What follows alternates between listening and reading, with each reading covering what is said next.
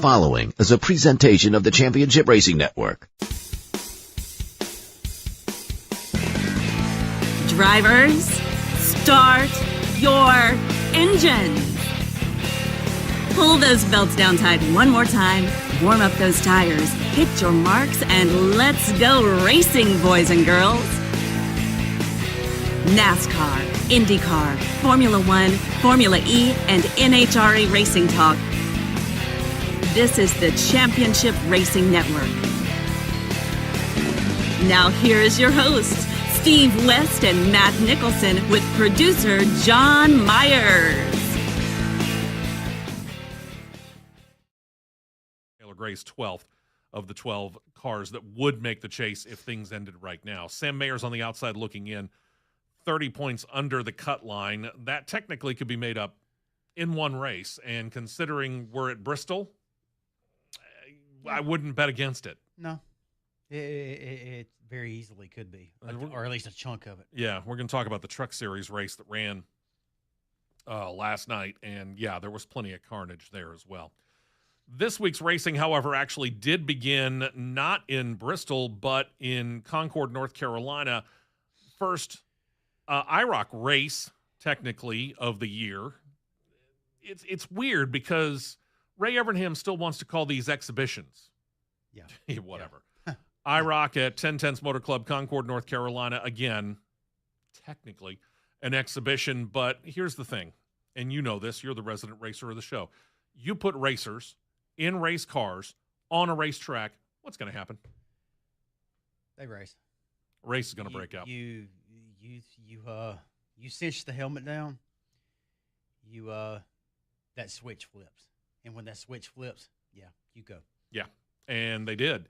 Kurt Busch, Jeff Gordon, two Cup Series champions, both in quote-unquote identically prepared Pontiac Firebird Trans Ams. Remember those kids? Ask your parents. 12 laps around the course. These guys swapped the lead probably about once every lap. At least it felt that way in some cases. Yeah. And by the time it was all done, the final swap ended up being to the benefit of Kurt Busch, so he ends up winning this. Top 10, Busch, Gordon, sports car drivers, Scott Pruitt, Tommy Kendall, and Max Pappas.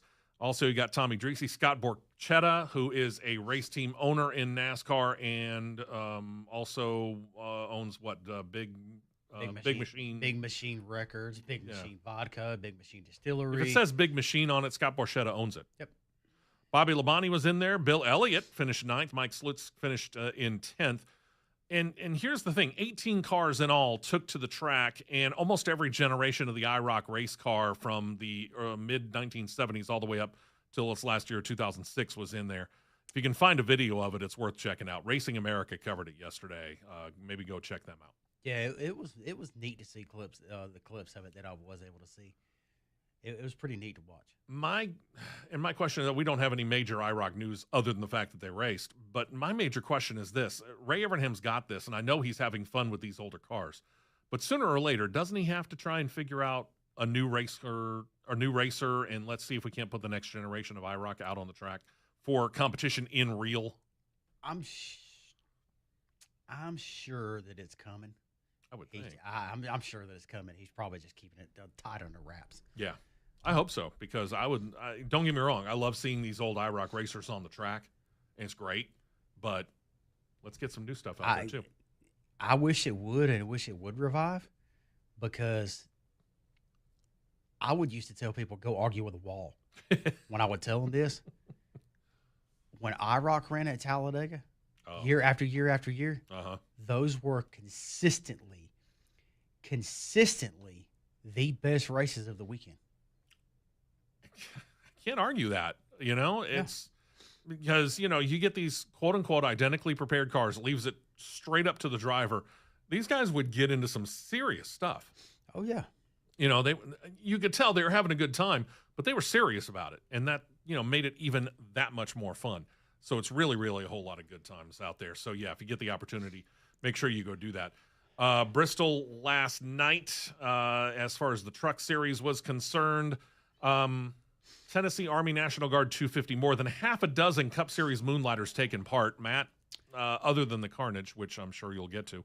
What else happened last night? Really not much other than typical classic Bristol. Because, a Cup driver slips in, wins the race that is not named Kyle Busch. Yeah, actually, that might be the most surprising part of that. And somebody named Corey Heim did not come in and win. And that's kind of a shame because you think about the bonus money that could have gone his way. That's a $500,000 bonus. Yeah, it was $500,000 that could have been total. It would have been an additional $350,000 on top of the $150,000 he already got. Yeah, exactly. So, but winning the race was Christopher Bell, Chandler Smith second, Gio Ruggiero third, Ross Chastain fourth, Christian Eckes fifth, Jake Garcia sixth, Dawson Sutton getting a top 10 in seventh, Kyle Busch eighth, Carson Hocevar ninth, and Brendan Queen in 10th. Scattering out to the rest of the field, you got Ben Rhodes 11th, Chase Briscoe was 14th, Justin Haley 16th, Daniel Suarez that started shotgun got all the way up to 18th.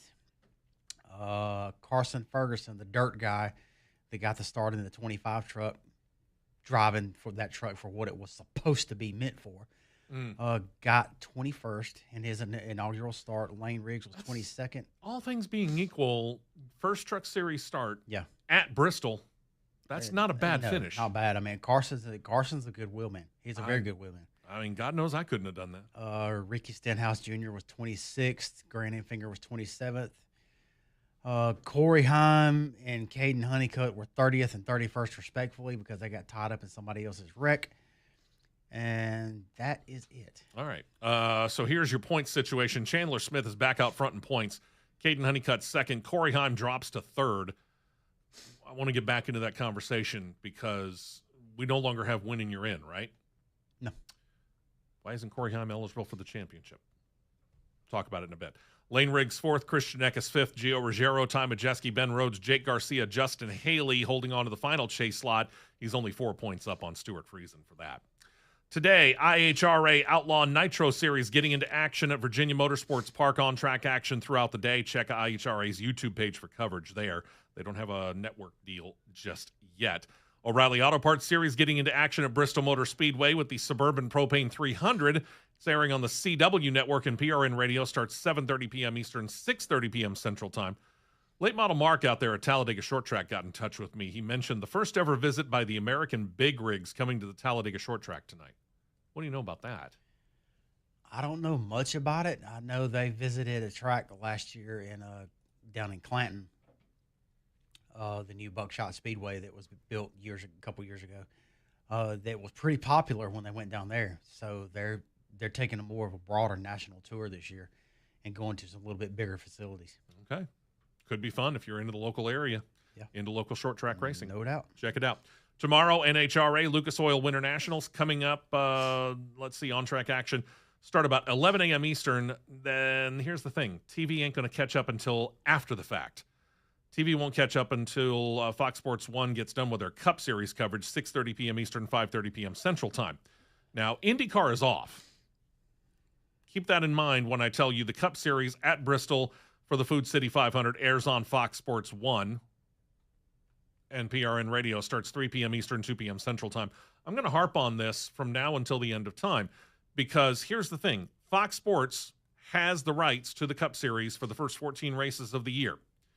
No IndyCar, which means no chance of any kind of conflict there. Over on the main network, Fox actually is not active on Sunday afternoon. Want to tell me why Fox can't be on the main network again?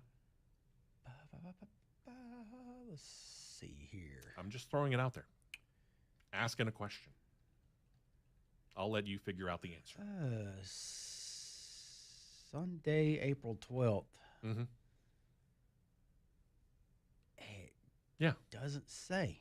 It's up to the local network affiliate. They were wide open. They could have covered the Cup Series. And no, they didn't. Weird. I know. Really, really, really weird. All right, Mr. Bird, let's roll it on this first break here. We're going to go ahead and take this break just a touch early here. And we're going to get back into the whole conversation about the main networks here because we're starting to see mergers coming along, right? And a lot of people have been saying, oh, this is going to end up with NASCAR back on CBS. Hold your horses on that. We'll talk about it, kind of give you an idea of how some people might be coming to that conclusion. But at the same time, I wouldn't go holding your breath. You would be bluer than the blue that's on my shirt right here if you started to hold your breath now. In fact, you'd pass out probably before it happens. We will be right back with more on the Championship Racing Network.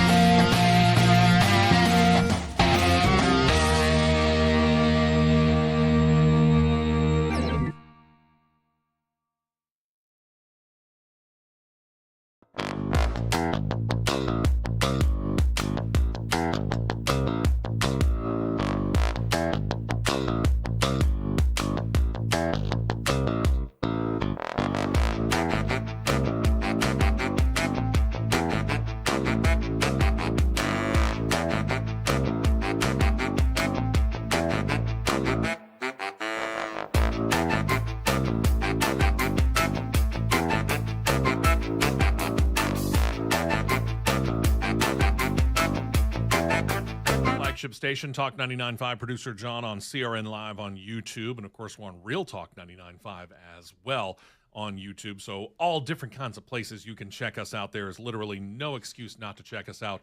There is a reason for Matt being blind, because the blinds don't work and they're locked all the way open. If we had bed music coming back in, I would graciously request John Bird to play Blinded by the Light. And John Bird, feel free at any point in time today to go ahead and break that out just for the ever-living heck of it, because, you know, I'd be more than happy to just listen to it.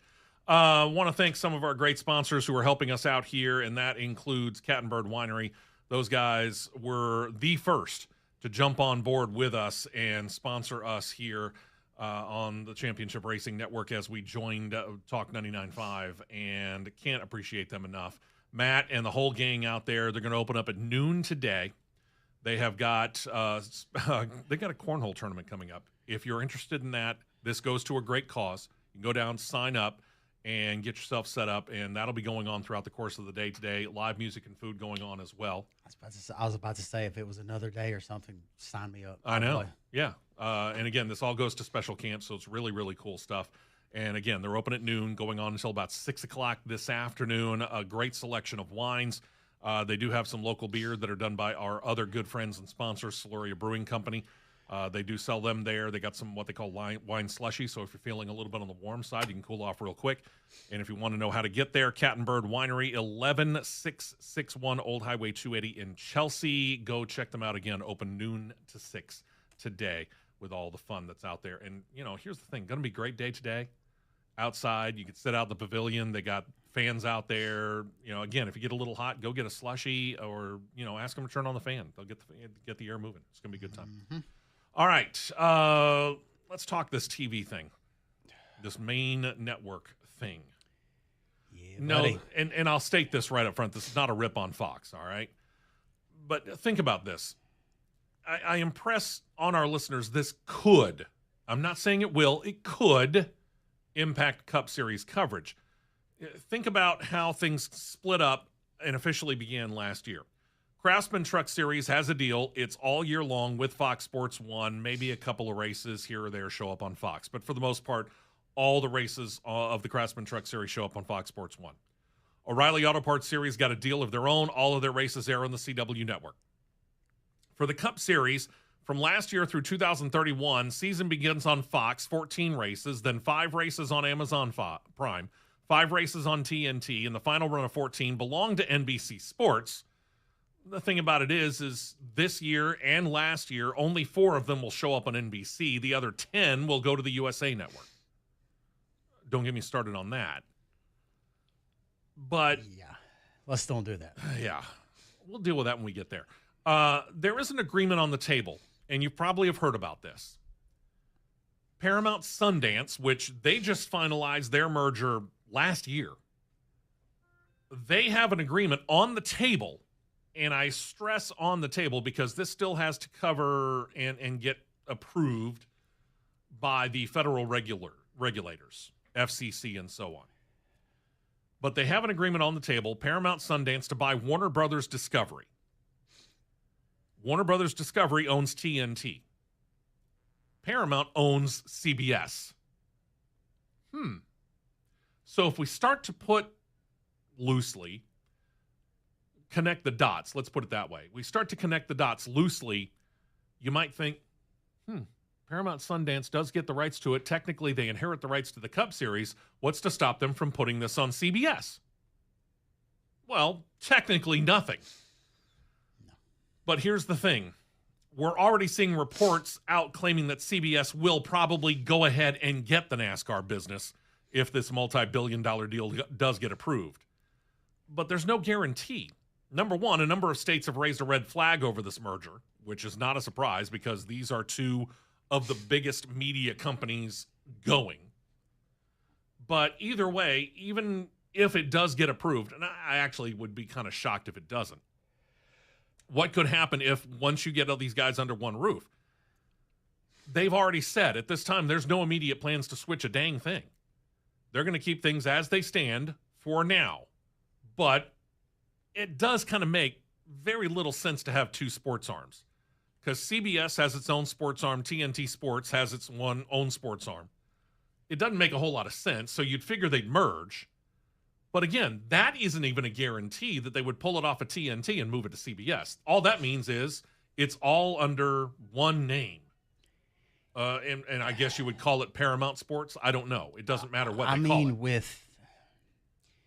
with this arm of that right there, Paramount Sports, Turner, whatever you want to call it. Now, Warner Brothers,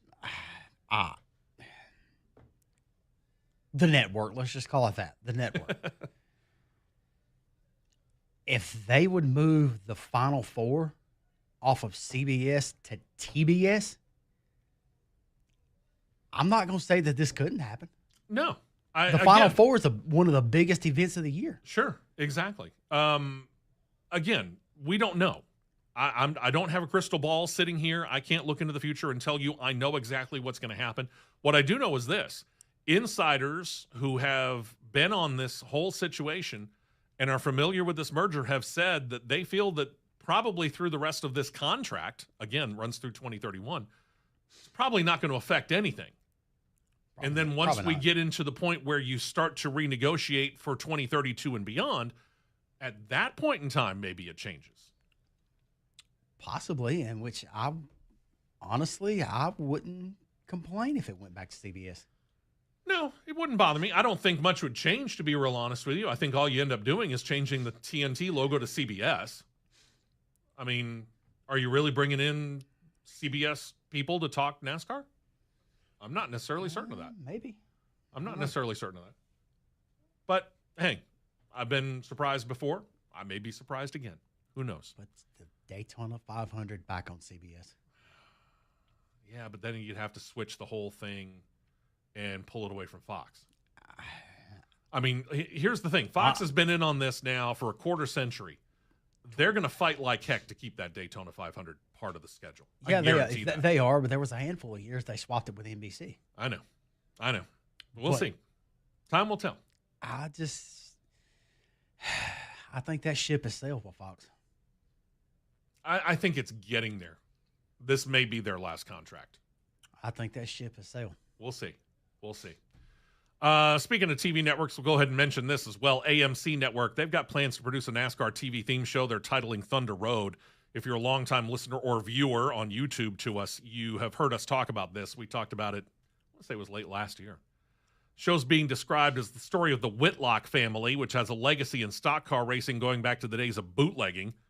Star and patriarch of the family had not been initially announced until this week. They pulled Dennis Quaid. Interesting. That's not a bad pull. His character is named Dwayne Whitlock. His nickname, the Wrecking Ball. Reportedly a NASCAR legend who built up the family race team empire from nothing, and he's trying to keep it as something, sound a little bit like an attempt to kind of play off the whole Petty empire? Just saying. Either that or possibly Junior Johnson. Yeah, I could see that maybe parallel too. Showrunners are hoping to begin production this summer. Might see it maybe around, I don't know, Christmas time, off-season part of the year, or early 2027. Depending on how many special effects things they got, how much post-production they got to do. Yeah, you could. I want to spin back to the CBS thing. All right, go for it. You put the Daytona 500 back on CBS for the first time since 2000, which it would be, let's just say, 30 years if they swap it. If they was Fox sells that ship and CBS picks the 500 back up. There is only one way that you bring back the re-inauguration of the 500 on CBS. And yes, I'm throwing a shot because it's Masters Week. You don't bring back Jim Nantz to go Hello Friends. No, don't get me wrong. I think Jim Nantz is one of the best sportscasters out there. I don't know as his style fits NASCAR. There's another one you bring back. A former pregame show host on NFL Today on CBS. And this is the opening phrase of sports that I think is more iconic than Hello Friends. Ladies and gentlemen, you're looking live. You are looking live. Even if you only did it for the one time. One time a year.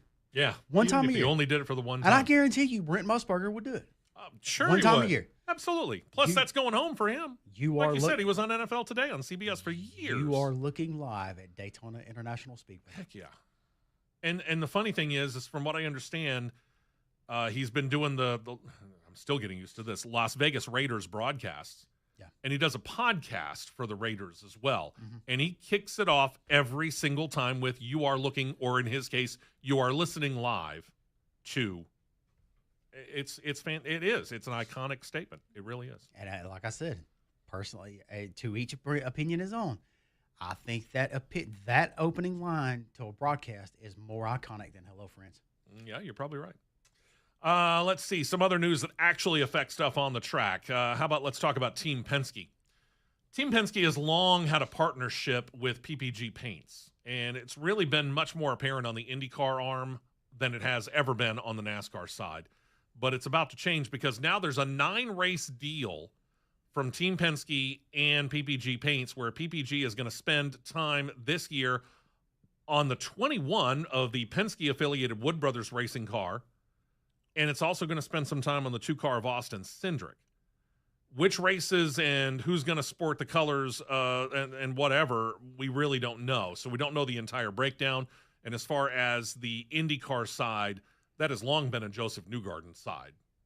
Yeah, it has, but that's not going to change. I can almost guarantee that PPG will be on one of those cars at Indianapolis. Oh gosh, if it wasn't on both of them, I'd actually be a little surprised. I would hate to be I would hate to be either Doug Campbell or Jason Jarrett, which is the spotters of the 2 and the 21 respectively. Well, but here's the thing. Yeah, whenever we've seen Newgarden sport this, it's always been that light blue that fades into white. Yeah. They're a paint company. Throw another color on there. If you're going to throw the light blue on, say, the 21, make the 2 red, or pick another color. Doesn't matter what the color is. Pick another color. Your PPG paints. You can. Or reverse it. Yeah. Blue to white on one, white to blue on the other. Yeah, you could do that too. All right. Be interesting. A stupid lawsuit between Joe Gibbs Racing and Chris Gabehart and Spire continues on. I'm not even getting into the details of that. But I am stating this. I'm kind of wondering if this is becoming an endemic or a pandemic. Another Gibbs executive has left, and they're heading elsewhere in NASCAR. Again, you got the whole Chris Gabehart thing. He resigned during the offseason. He moved to Spire Motorsports. Now the latest person to leave, Chief Operating Officer at Joe Gibbs Racing, Michael Gattilla, has resigned. He's moving over to Legacy Motor Club to become their president. Legacy team owner Jimmy Johnson said of it, quote, "Michael's leadership and technical experience will be a tremendous asset as we continue building the future of Legacy Motor Club. He understands both the competitive and business sides of this sport. We're excited to welcome him to the club." Gattilla, before he joined Joe Gibbs Racing, worked with a company called Multimatic, served as their VP of Engineering and Research along with other roles. He's familiar with the racing world, but he hasn't, and he's been an executive with companies like, obviously, Multimatic, so he knows how to be an executive within a company. This is his first major executive role, really. No disrespect to his role at Joe Gibbs Racing. But because, and I'm gonna go ahead and put this out there, because this is a Toyota to Toyota move, I get the funny feeling Joe Gibbs Racing has less to worry about on this, and they're not going to worry about it as much as they're worried about Gabehart, who went from Toyota to Chevy. Yeah, I seriously doubt they'll worry about it. I mean, they're making more of that, truth be told, than they need to. And it's way too much. Yeah. And Spire Motorsports, they've actually come out and said flat out, Joe Gibbs he's tilting at windmills.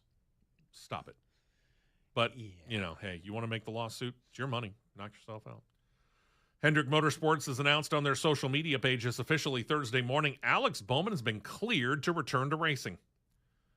We were wondering about this. Bowman, driver of the number 48 Chevrolet, needed a replacement driver at Circuit of the Americas. Later that week, he was diagnosed with vertigo, and that caused him to miss the races at Phoenix, Las Vegas, Darlington, and Martinsville. To return and to get doctor clearance, here's what he had to do. They had to take a 48 car down to 10 Tenths Motor Club, same place IROC just ran yesterday, across from Charlotte Motor Speedway, had him run several laps, do a full pit stop, and he also put him in the simulator testing before getting a full medical evaluation after all that, and after all that, he was cleared by the doctors. While it hasn't been reported, Hendrick likely is going to apply for a chase waiver, presuming otherwise he qualifies for that. Now, let's talk about Bowman first. In the words of the great Jerry Reed, you got a long way to go and a short time to get there. Exactly. Because he is, of the 36 chartered cars, he is planted in 36th place. But let's talk about Alex Bowman first of all, and we'll talk about the whole waiver thing in a minute. This is vertigo. You never know when this is going to hit. And it hit him at COTA, road course, left turns, right turns, hills. I mean, it is like Barber Motorsports Park. It is a true road course that has to go through the contours of the land. So you got all kinds of G-forces going on you. Mm-hmm. Now he's cleared, and he's going to the place that people described as flying a fighter jet inside a gymnasium. He's going to Bristol. It's going to get tested real quick. There's somebody going to be standing by. got to be somebody standing by. It's just in case. Oh, absolutely. I mean, I get it. He got cleared by the doctors and everything, but man, this is, I can't think of a bigger test other than going to another road course than Bristol for what he's dealing with. That's probably why they did the medical clearance test at 10/10. I would almost guarantee it. Very, very likely, but, you know, 2019 is when I had my first personal spell with it. And when it hit me, it felt like everybody, when I was watching Artemis 2 come back through the atmosphere yesterday, running at 25,000 miles an hour. Yeah. That's how I felt like when it hit me. Okay. From time to time, it hits me not before or during, but after I take a flight. After. Okay. You're running this, recovering from it at Bristol. You're running average 14.7 to 14.8 lap time on a half-mile track. That's at a 33-degree banking. Bristol down to 28. I'm sorry, 28. Yeah, Bristol down to 28. It was at 33. It was 33, now down to 28. And you got to go around that track 500 times. Whew.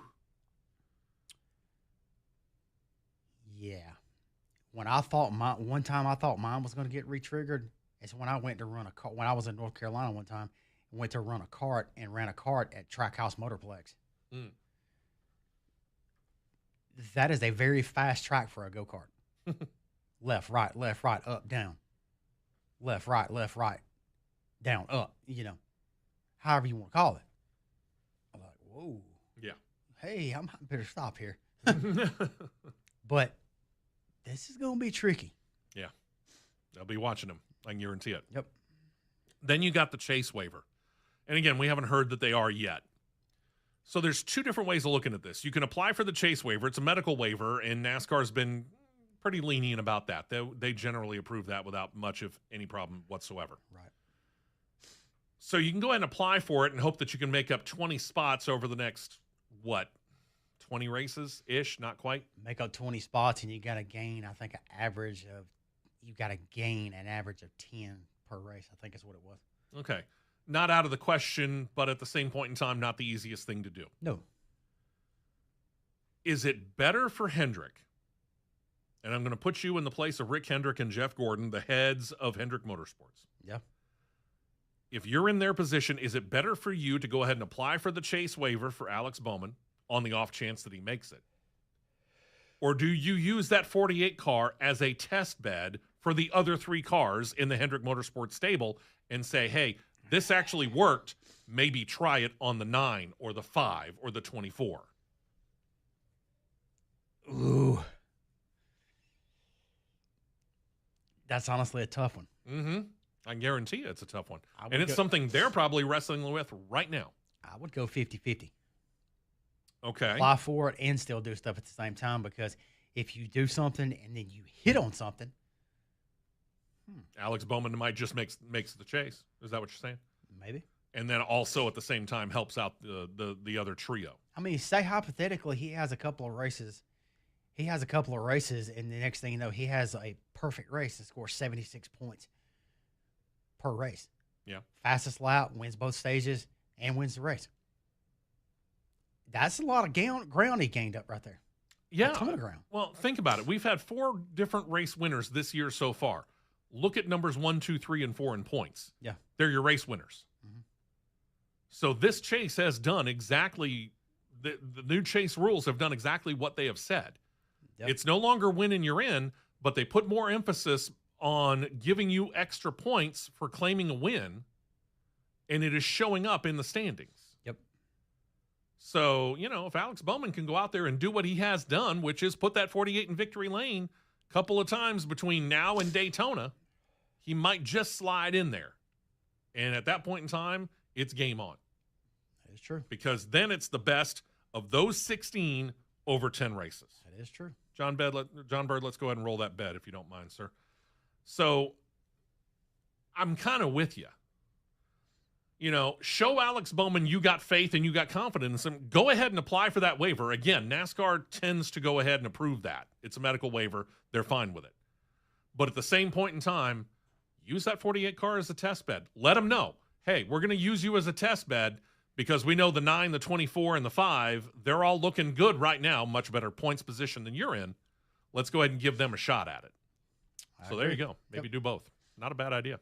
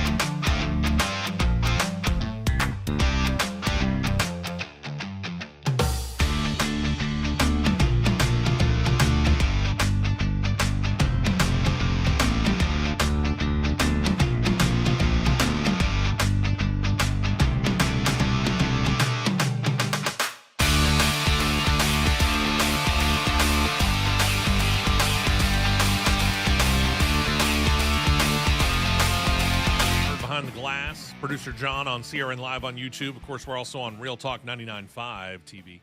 Make sure you go there. Any of those places, you can check us out. And thank you for checking us out here on the new flagship station for the show.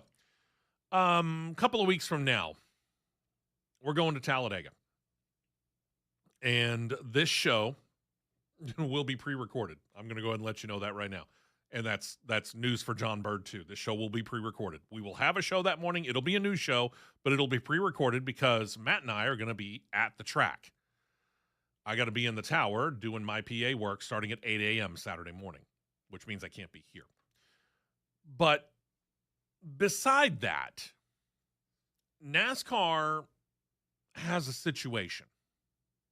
And I'm not necessarily going to say it's the lone and sole product of the Gen 7 car, but it certainly seems to have come to a bigger headline with the Gen 7 car.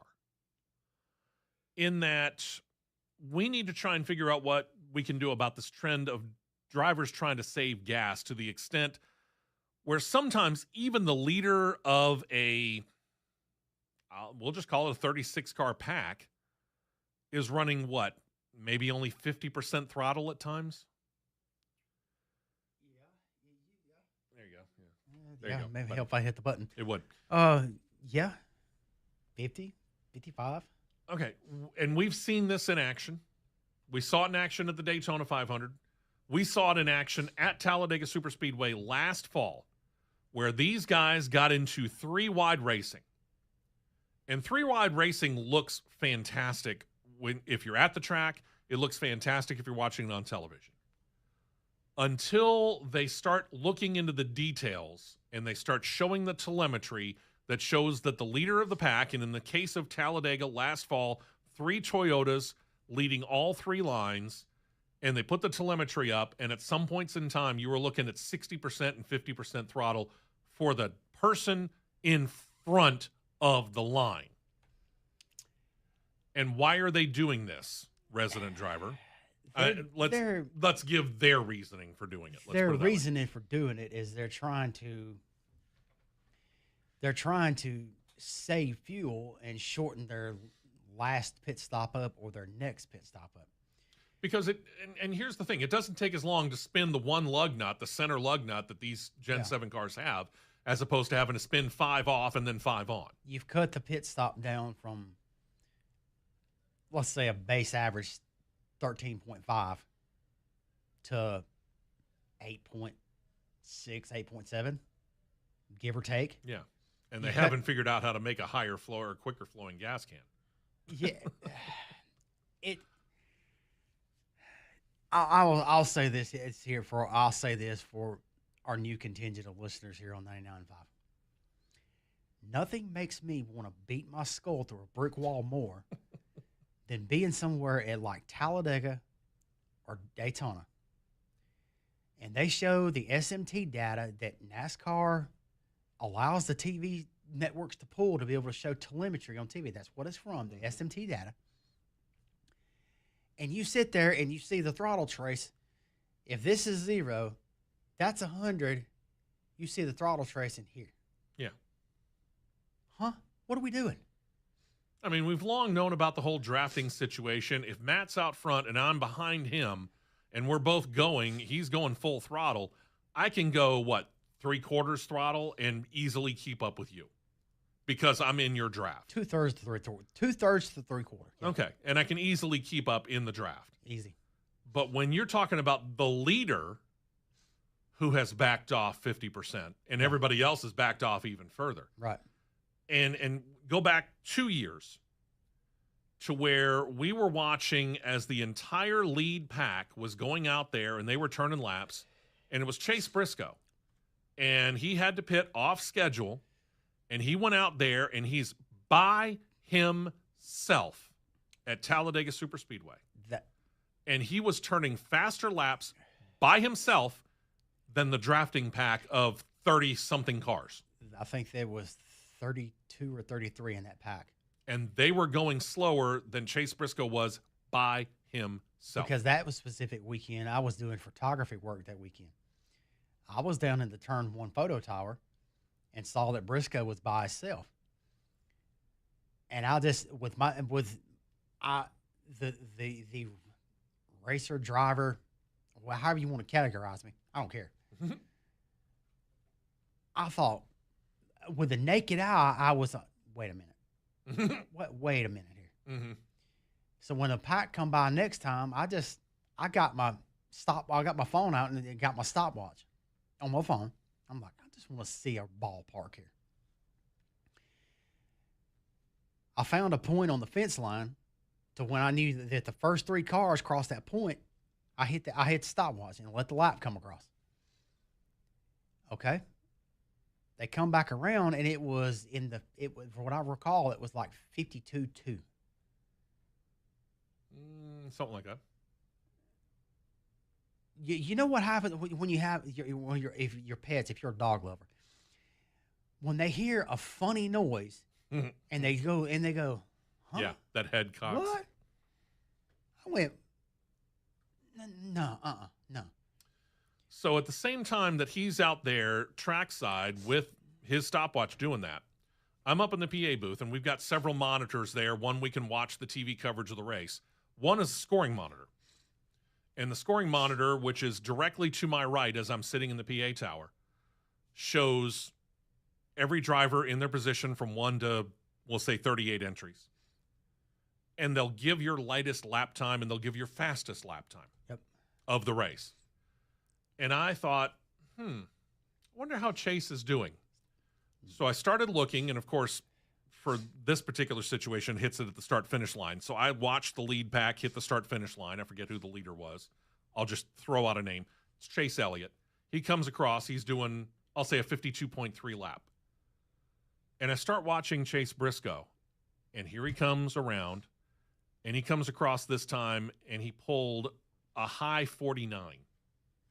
It was because when I clocked that lap, he was 4/10 quick. He was 4/10 quicker. He had a 51.8. Okay. Well, I saw at one point in time, and I don't know which lap it was because I was watching for a number of laps. At one point in time, the lead pack ran a just shy of 52-second lap, and Chase Briscoe pulled a just under 50-second lap. He was almost 2 seconds faster by himself than the lead pack, and that's because they were backing off the accelerator. Yeah, the naked eye, and the competitor in me thought, wait a minute, he's pulling them. He is pulling this pack. So what I did, and I'm going to be real blunt about this right off the bat, NASCAR. We run the Motor Racing Network through the speakers at Talladega when they are live. But when Motor Racing Network goes to commercial, it becomes the PA's job. I talked very openly and loudly about how much faster Chase Briscoe was than the pack. And the funny thing is about 2 laps later, all of a sudden that lead pack started to get faster. Mm-hmm.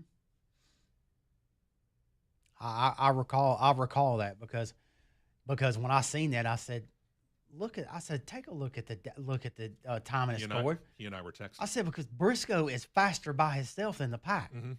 And just a little while later, he said, yep, he sure is. Yeah, by a pretty good margin. Yeah.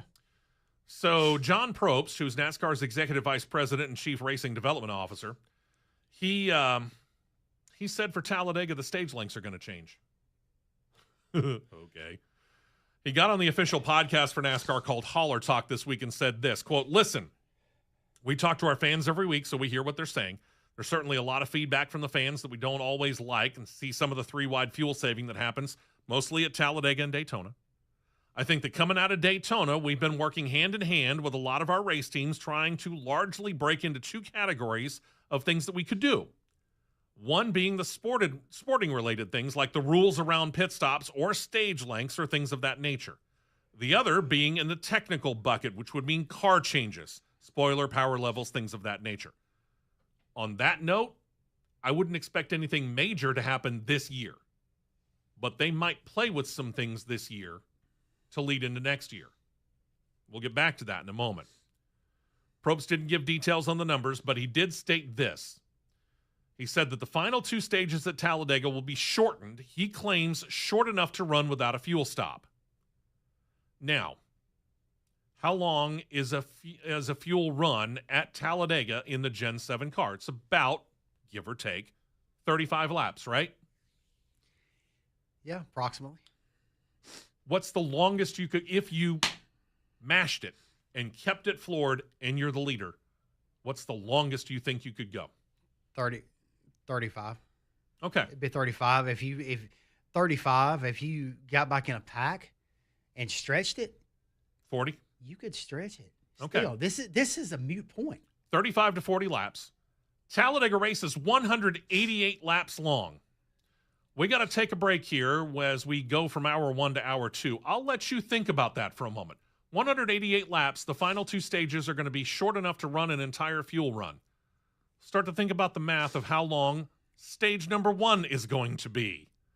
And we'll be back to talk more about this in hour 2 on CRN.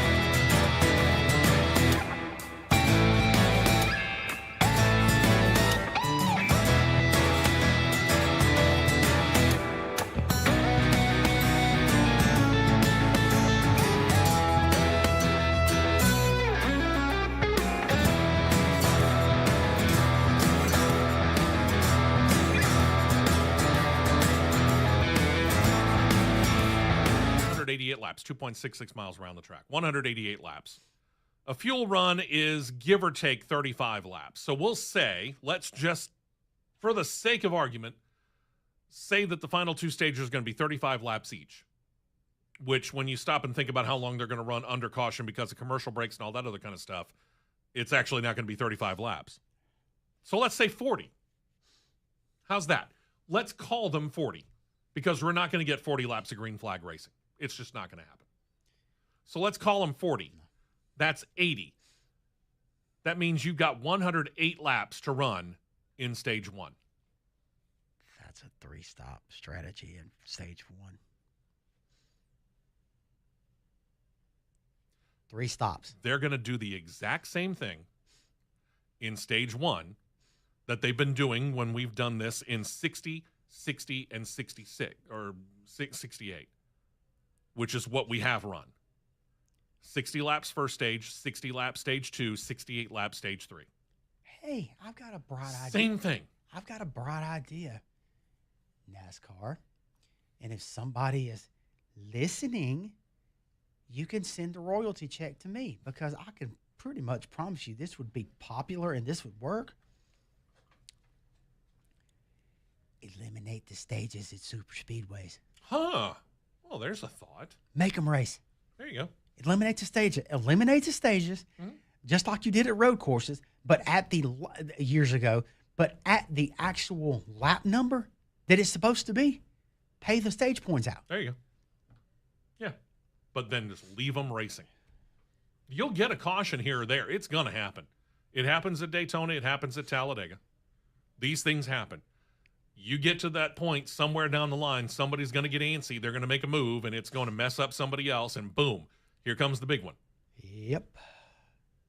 You'll get cautions. Don't worry about that. But they keep playing with it. Because they're going to push, and somebody's going to make a bad push, and it's going to pile the field up. Sure. It happens. All right, so let's talk about that other bucket as Probst talked about it. Try to figure out something going on with the cars that they might be able to fix. And in that note, Probst is saying it looks like they are going to return to something that they're going to call preseason thunder, which is preseason testing at Daytona. Probst said that it would probably happen before the Rolex 24 Hours of Daytona. That's slated for the final weekend of January, and there's an IMSA test at the track January 22nd through 24th. So that's the weekend before that. So you're talking about putting them on the track at Daytona in mid-January? They used to do it the second week of January. All right. Wouldn't be a bad thing, right? No. What can be done with that? Probst said on the Holler Talk podcast, NASCAR, that they could test, quote, some different power levels and spoilers and maybe some other car-type things, noting something's going to have to be done about this fuel strategy thing, adding, quote, it's important to point out that this is a tool now that these teams know. This is not something that I think is ever going to go away because these guys are going to look for every advantage they can get, and that's reasonable on their end. So I think that what we can do is just try to take steps to mitigate that. I don't know how much mitigation they're going to do because, again, teams and drivers, they look for every single advantage they can get. And if you spend less time on pit road, they feel like they have an advantage. That is true. But the power levels,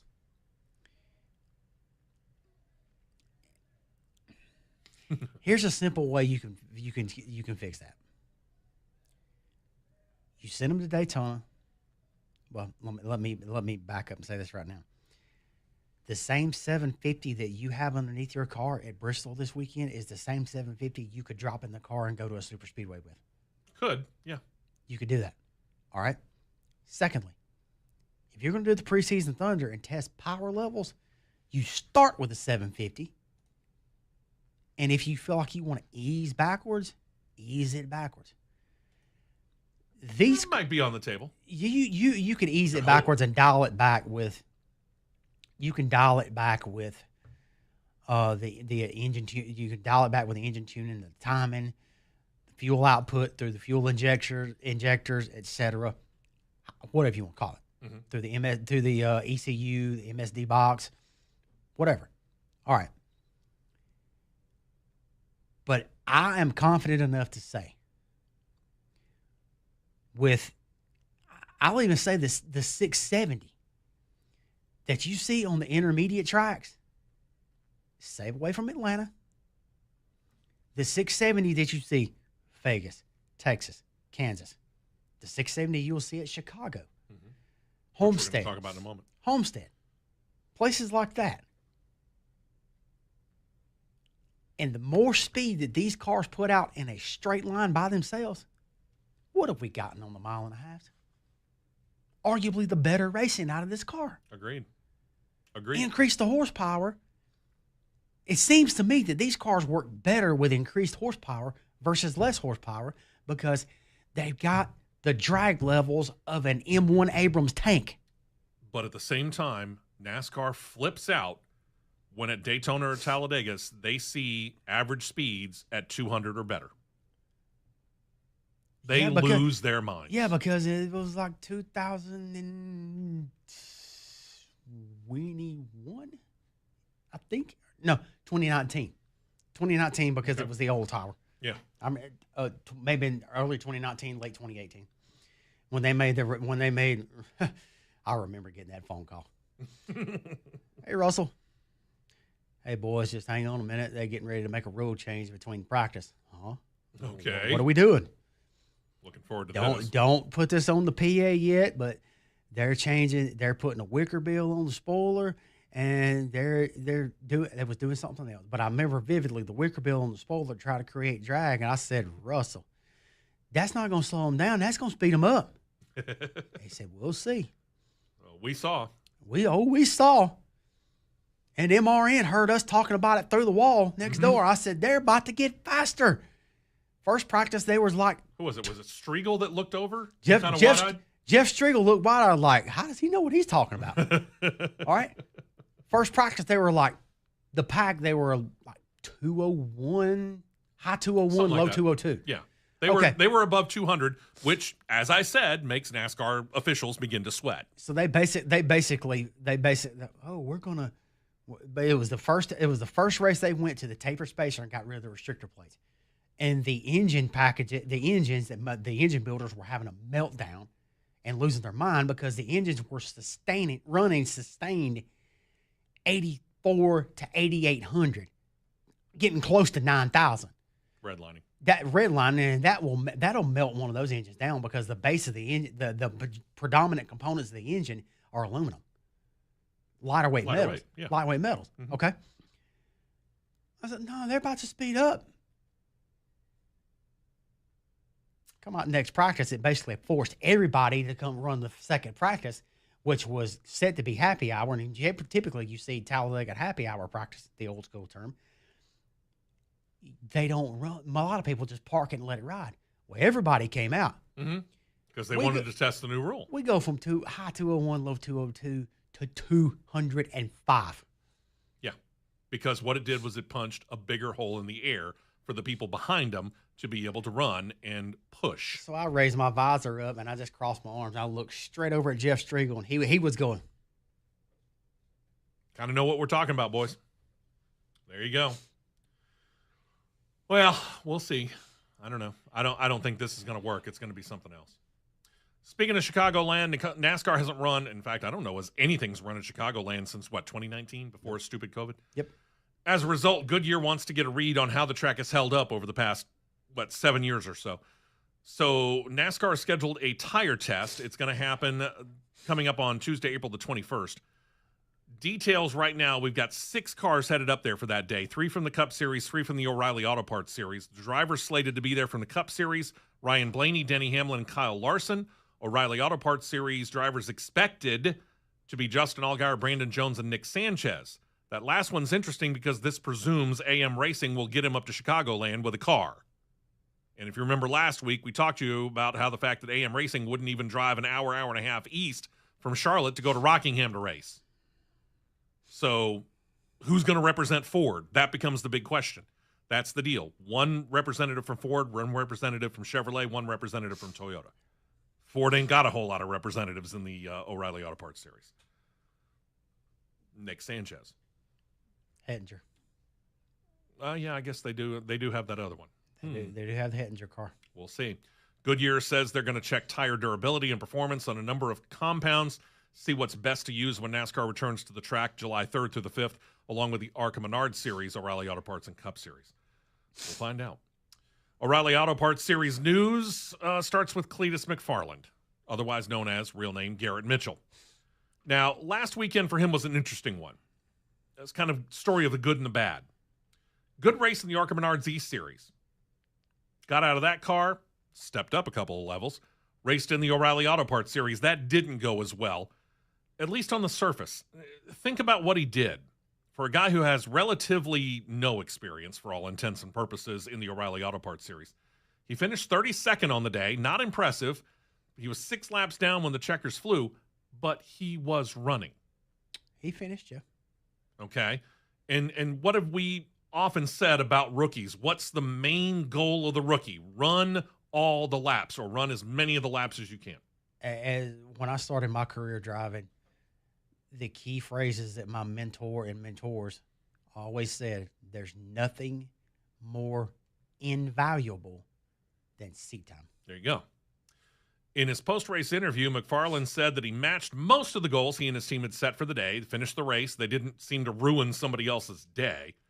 We noted on the show last week that McFarland had talked for some time about maybe getting into a Cup Series race, and now he's backed off that because he realized that he probably would be in over his head, and that was before the run in the Xfinity or O'Reilly Auto Parts Series race last week. For his run at Rockingham and running as many laps as possible being the goal, ideally to finish on the lead lap, we did that in the ARCA race, said it would have been a major success. It just wasn't going to be, and he noted that he learned a lot as he prepares for a limited O'Reilly Auto Parts Series schedule with Richard Childress Racing. He signed a deal with them to run a handful of races. I think 3? Three races for the next 2 years. Okay. Well, this brings us back to John Probst and that Holler Talk podcast we were talking about a minute ago.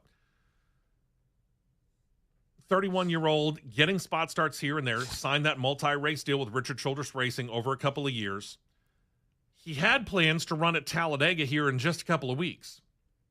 That's changed, according to Probst, who said, hey, we're all huge Cletus McFarland fans. We all watch his videos. We're certainly very appreciative of everything that he's done in our sport and will continue to do in our sport.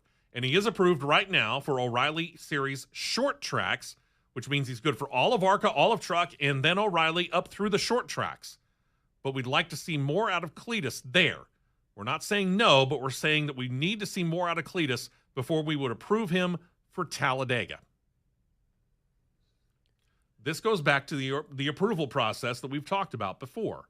And I've seen this. My first ability to actually talk to racers at Talladega was I was working for a little radio station out in Talladega doing what we called MRN Light at the time. And I got assigned a pit road duty, and I was to do the interview in Victory Lane. Well, who showed up in Victory Lane that day but Joey Logano, who was running the ARCA Menards race. Why? Because NASCAR wanted to see his car control and his ability to handle himself at a track like Talladega.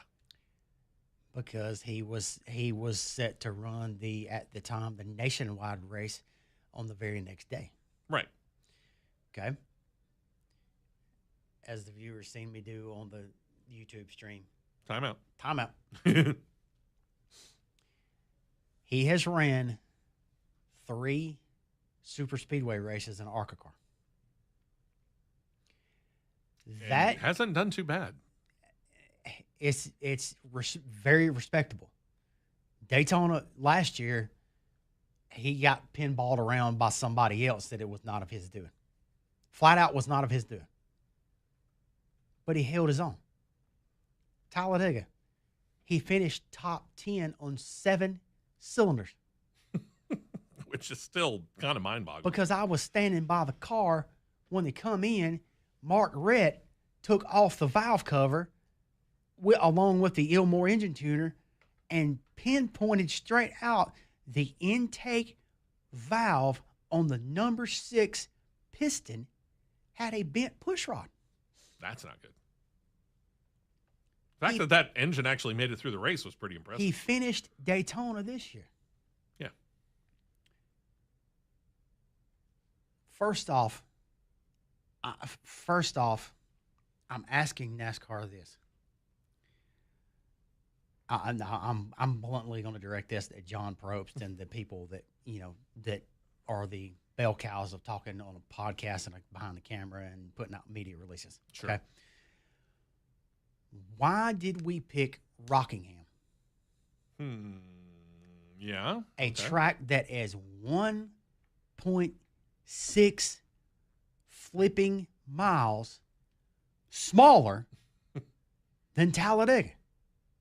At least, yeah. To get approval, seek approval to run Talladega in the O'Reilly Auto Parts Series, in which, hands down, would be a car, if it come off the lift gate at Talladega, would be a top 5 threat for the pole. Mm-hmm.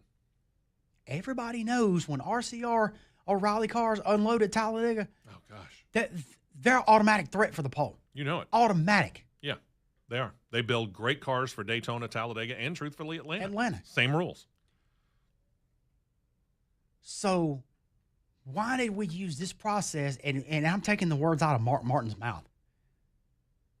Why are we doing this at, hands down, the toughest track in the nation to make your inaugural start in a car that you've never sat in?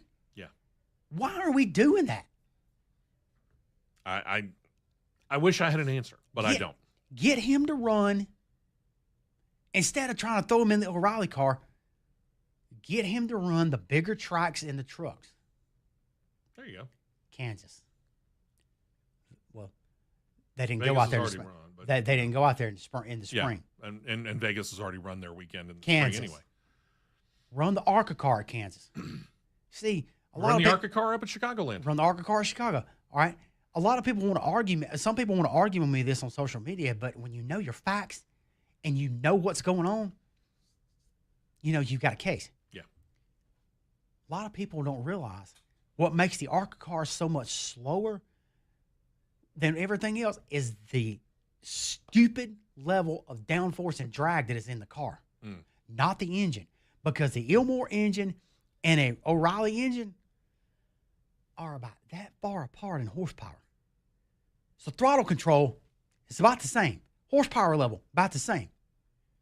The car has got so much drag. There you go. Yeah, agreed. I don't know. This whole thing with Cletus is going to be... Apparently, that's one of the bigger debates of the year, along with this gas mileage thing for Daytona and Talladega. He did what he needed to do getting seat time. Yeah. Okay? But this ridiculous approval process of making him run Rockingham to get approved for Talladega is the dumbest thing I've ever heard. Get him to run a handful of truck starts. He should have been in the truck all the way up through there. Don't touch that dial. The Championship Racing Network will be right back.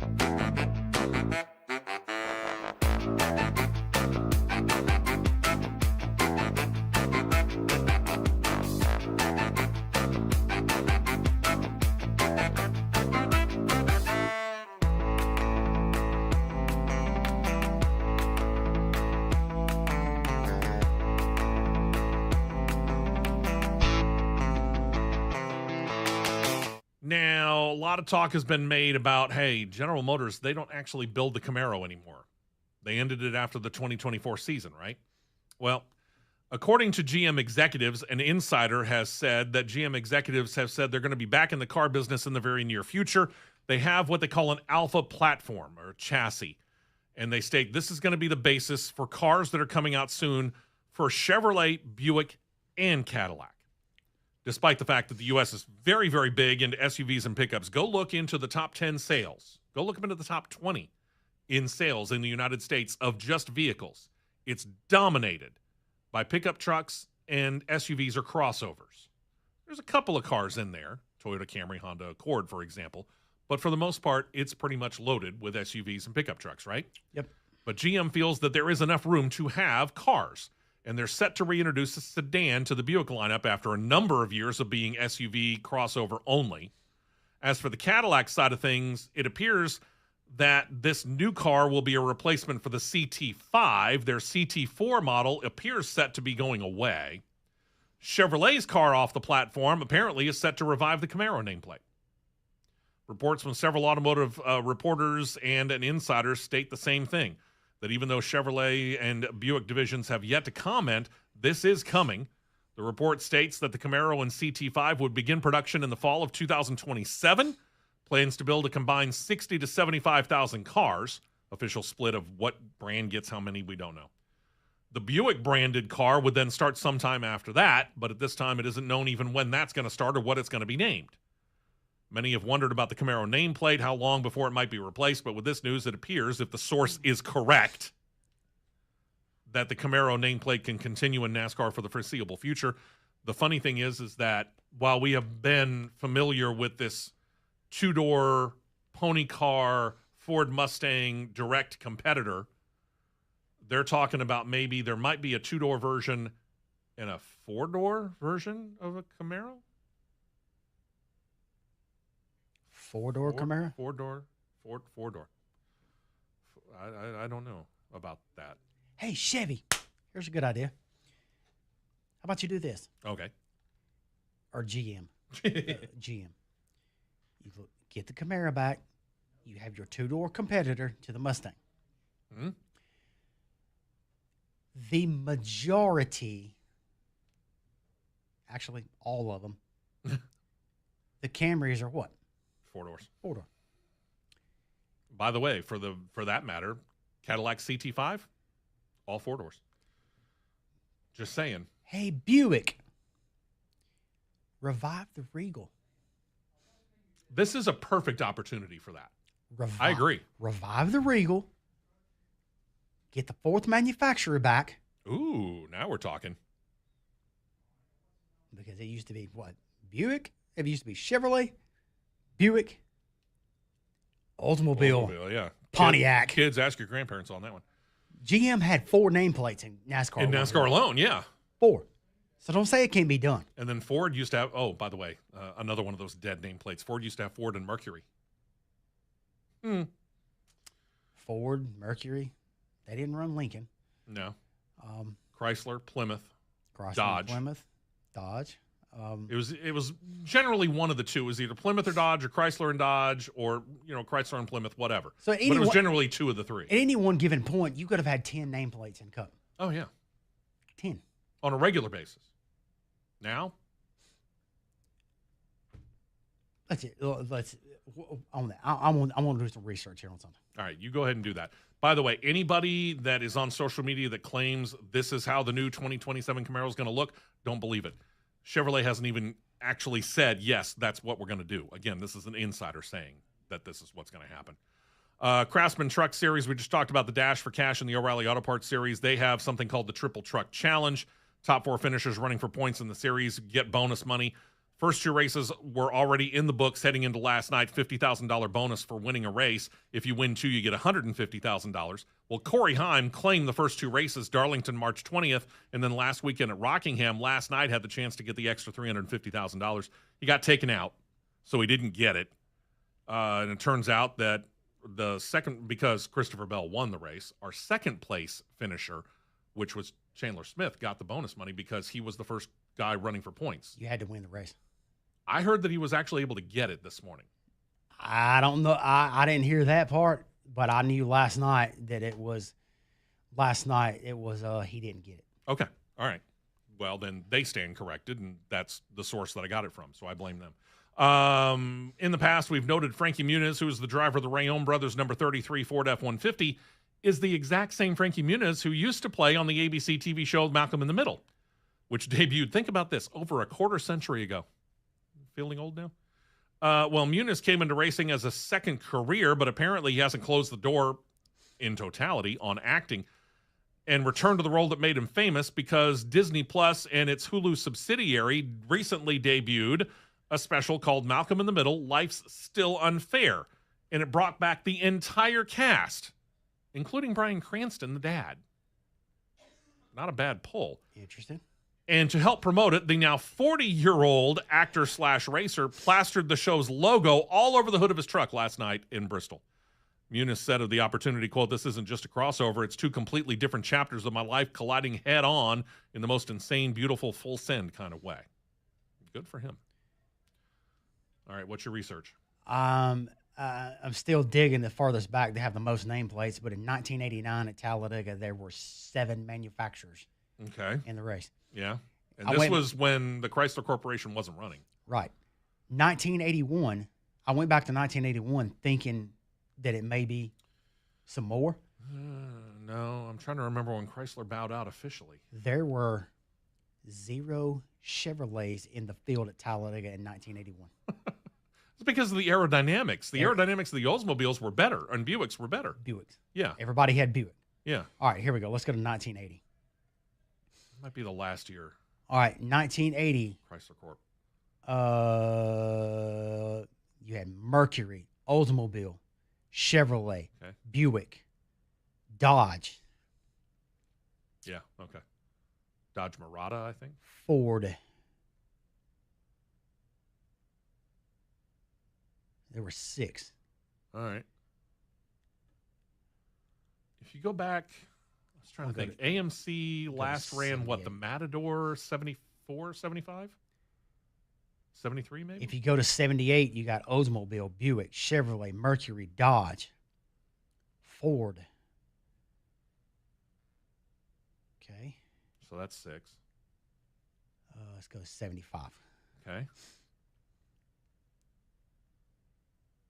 Ah, here we go. Ford, Dodge, Chevrolet, Plymouth, Matador, AMC, yeah. I knew they were in there somewhere. Pontiac. Still 6. Yeah. 1989, there were 7. There you go. We miss those days. Miss them bad, man. Really do. Yeah, buddy. Calic Racing, after the suspension and then the departure of Daniel Dye, something we talked about here on the show last week. They pulled in Corey LaJoie. He's going to run the remainder of the year. They have applied officially for a waiver for him to be eligible for the chase, should he otherwise qualify for it. Now, again, the Truck Series is a shorter racing season, and they've already run a few races, so he's kind of like Alex Bowman. He's behind the 8 ball. He's got a lot of room to make up, especially considering the fact that only 10 drivers make the chase. So he's even a little bit tighter than Alex Bowman is. But it is possible for it to happen. You got that, and you got the Alex Bowman situation. But it brings up this topic for me.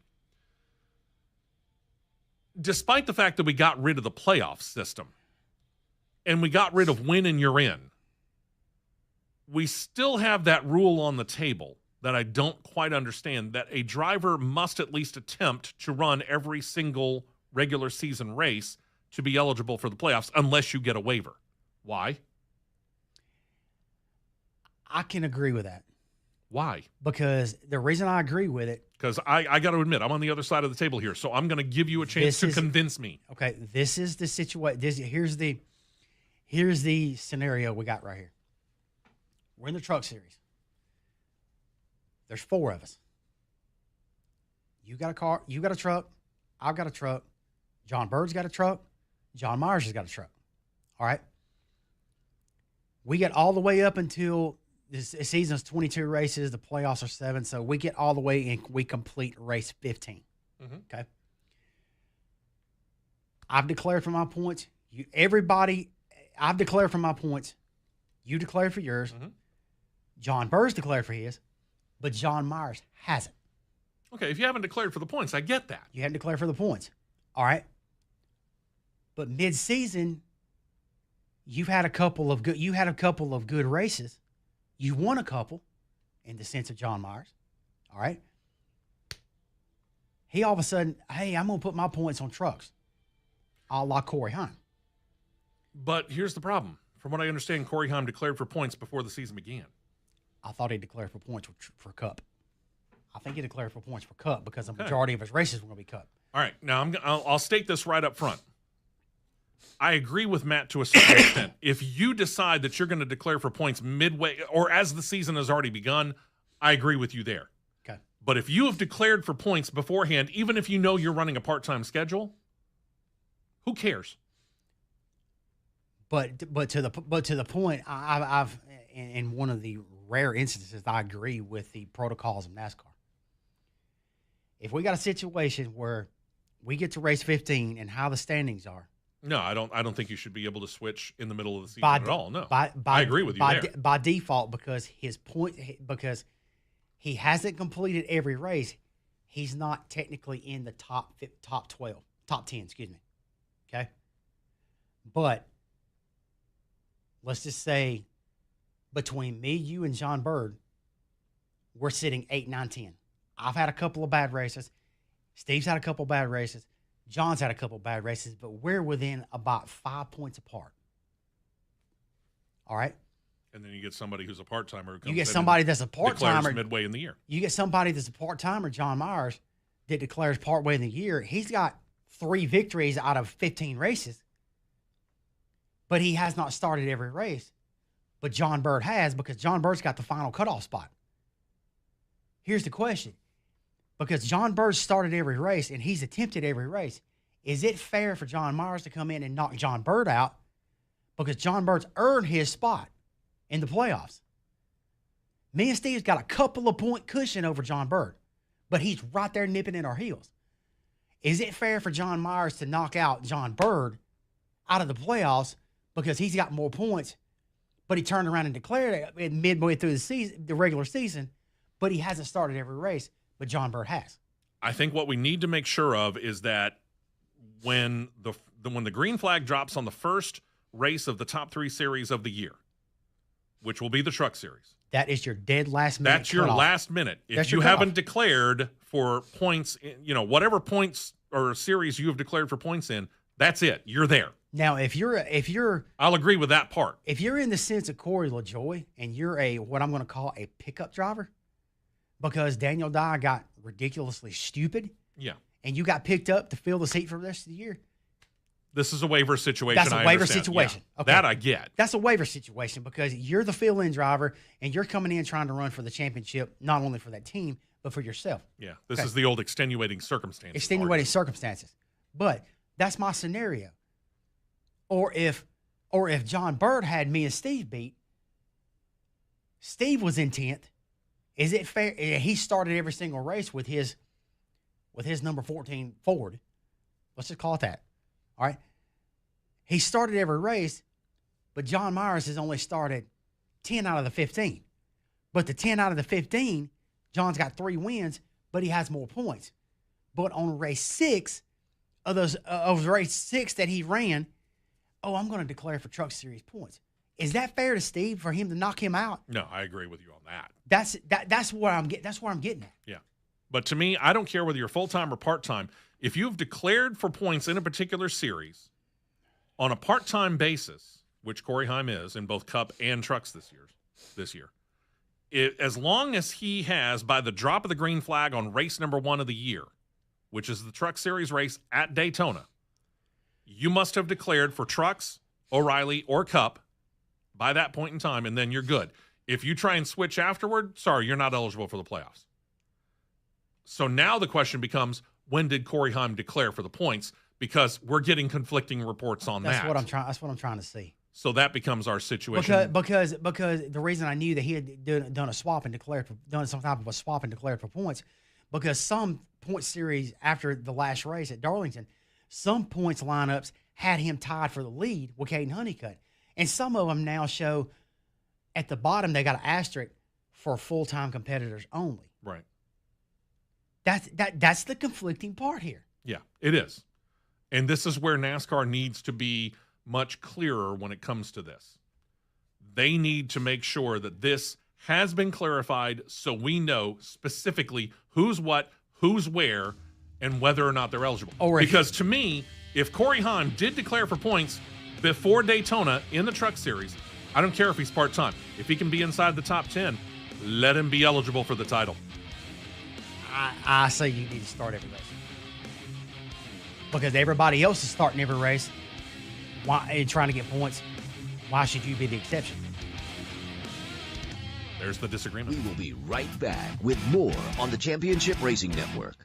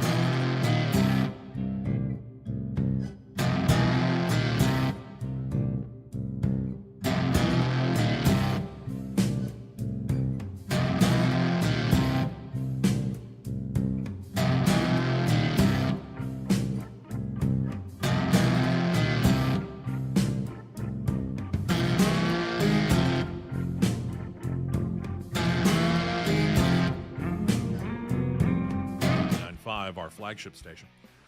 Sunday, as we turn our attention to the straight liners here, going to mark another milestone for the NHRA in their 75th anniversary season. Funny Car division set to run their 1,000th ever official race under the NHRA banner. Going to have a special trophy for the occasion's winner, as well as a full field heading into Southern California to attempt to qualify for the event that will have its finals tomorrow. Marking a milestone following their first race happened way back in 1966. Eddie Shartman was the winner at the Tulsa Open. Winner of race number 100 in Atlanta, Trip Shoemake, which brings us to race number 1,000, where some teams are doing something special on their own. One of those happens to be Trip's son, Travis.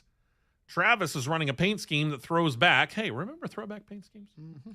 Throws back to his late father's look from 1981 when he won that 100th funny car race, the Southern Nationals in Atlanta. Black car, 3 colorful stripes along the bottom, and the car was called Little Haas back then, so he's put the same Little Haas name on this one. The name, the car owner, Johnny Loper back then, younger shoemaker, running the same look, complete with Loper's name on a car that's actually owned by a guy by the name of David Benjamin.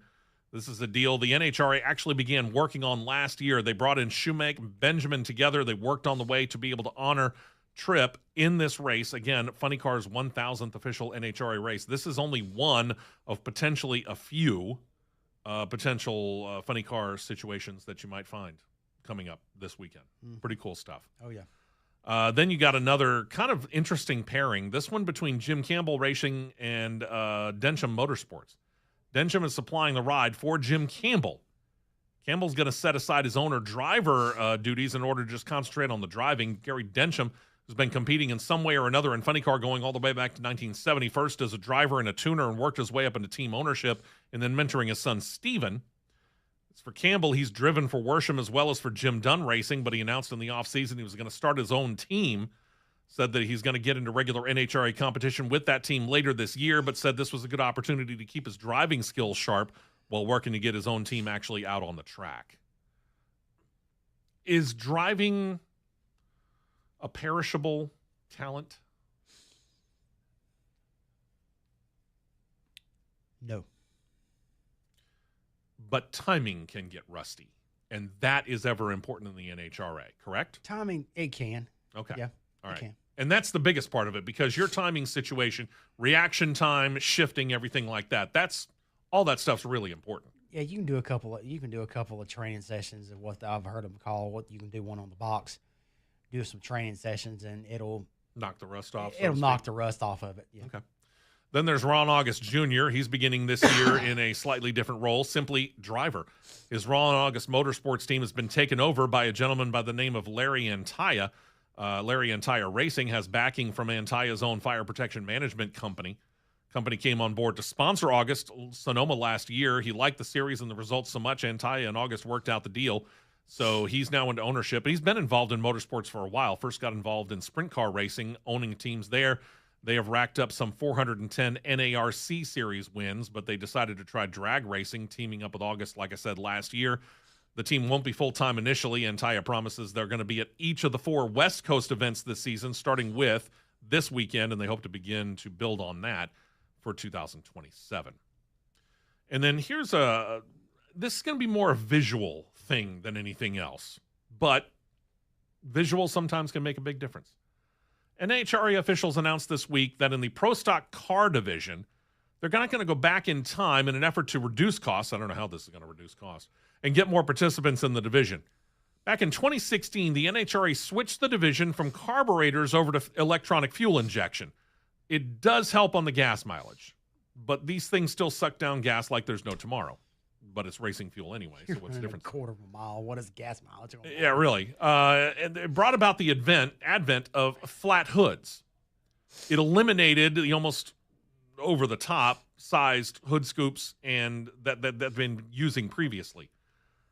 But now the hood scoop's coming back in the 2027 season.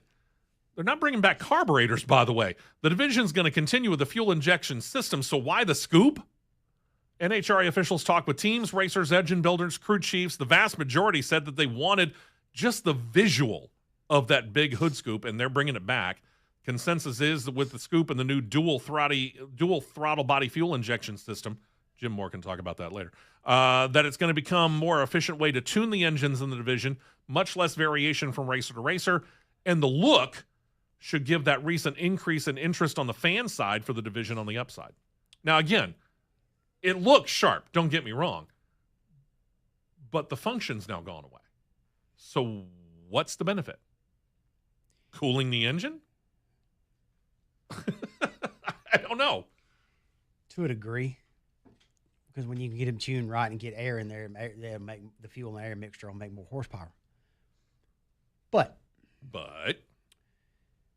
I personally think the reason why is because, well, they say to get more competitors. The Pomona list of competitors right now, Pro Stock has the most. out of the top three divisions. Pro Stock's got the most interest. Interesting to note.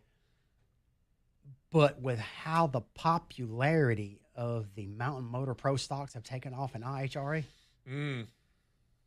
there were... Feeling pressure, you think? I'm wanting to say there were over 25 entries at Virginia this weekend.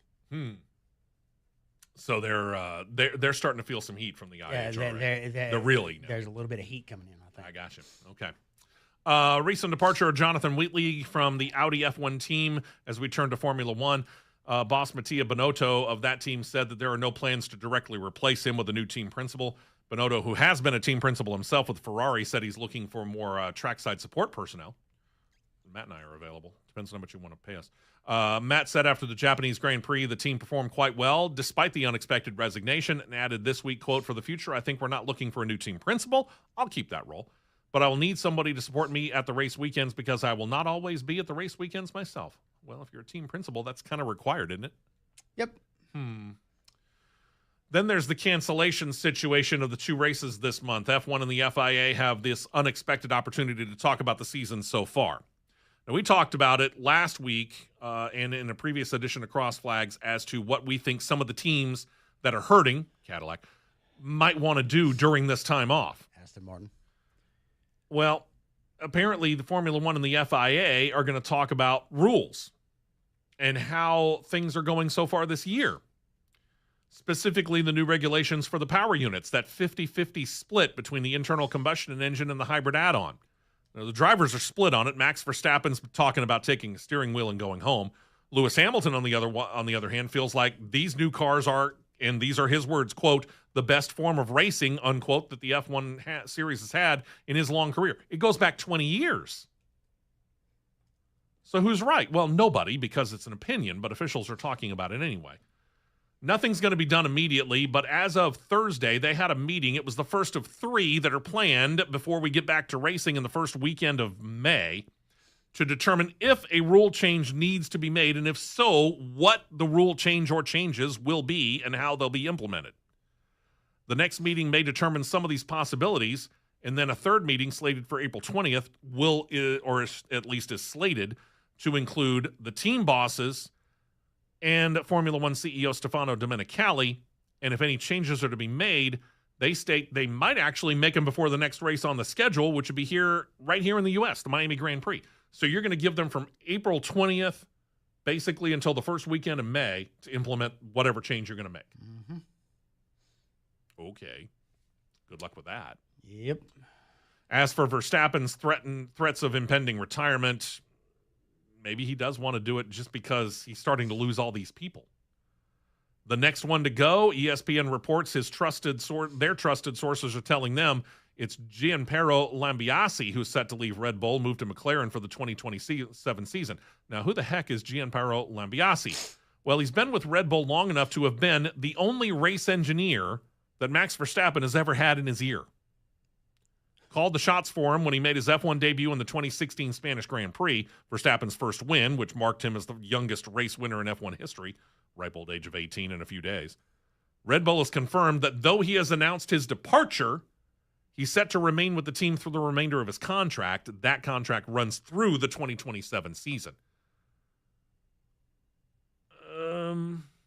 Not many places let you quit and then stay in the job that long. Yeah, that's true. I'm getting a funny feeling there's going to be a buyout somewhere in here. Probably. And then, of course, you have what in Europe they like to call gardening leave. We call that sitting out a non-compete here in the United States. Yep. I'm not sure exactly when he's going to start at his new job. We'll see. To IndyCar, where the annual White House Easter egg hunt, not necessarily something we would talk about on the show, but when you get racing involved in it, we'll talk about it. And indeed, racing was involved. IndyCar driver Stingray Robb showed up and represented the series, so it seemed newsworthy to us. The Juncos Hollinger racing driver was in D.C. not only to hobnob with President Trump and the hundreds of kids who were on hand for the annual event, but he also had the chance to talk about the upcoming Freedom 250. If you're unfamiliar with IndyCar, this is where they are going to run a race later this year, the 250th birthday of the United States, on the streets of Washington, D.C., specifically August 22nd, 23rd. here's the funny thing. This might be one of, if not the shortest course IndyCar is going to run on this year. 7 turns over 1.7 miles. We detailed the map a few weeks ago at our previous flagship radio station and on YouTube. I had a good way to describe it. Ridiculously short? Stupidly short. There you go. White House, Capitol building kind of be off in the background, but they're not going to be included in the immediate path that the driver is going to take in this race that was added after the season kicked off. But Rob said of his time at the White House, quote, "It was an incredible honor to represent the NTT IndyCar Series and Juncos Hollinger Racing at the White House today. We definitely inspired some future race car drivers, and it's always extra special to share our sport with the next generation." I'm waiting for the backlash on social media of all the people who go, "I can't believe you hung out with President Donald Trump." Shut up. He went to the White House at the invite of the president. Who cares who the president is? It's an honor to be able to go. You don't want to go? Don't go. But how often do you get a chance to go to the White House? If you don't want to go, it's called a respectful decline. Yeah. How often do you get a chance to go to the White House? You go. I'm sorry, I'm going. Might have an opinion for the president who's sitting there at the time. I would go regardless. Well, yeah, but again, if I have an opinion on the president, I might give it to him. Just saying, might get me kicked out of the White House. As for the DC race, it was added after the season started, as I noted, made this year 18 races long as opposed to 17. And we've long wondered why this series has such a short season. F1 runs 24 races, 22 this year with what's happening in the Middle East. Cup Series runs 36 points races, 38 events in all. Both of those series run from February to November, maybe even later. IndyCar starts in March, wraps their season in September. IndyCar president Doug Boles says in the future, a season with more than 17 or 18 races could be coming, but he thinks right now the limit's 20. Still short of November. Do it. Go for it, man. Get up to 20 and start to realize there's a good market out there for you. Go knock it out, man. All right. Indy 500, we'll talk about that next week. They're still struggling to get to 33 cars. Of the Championship Racing Network.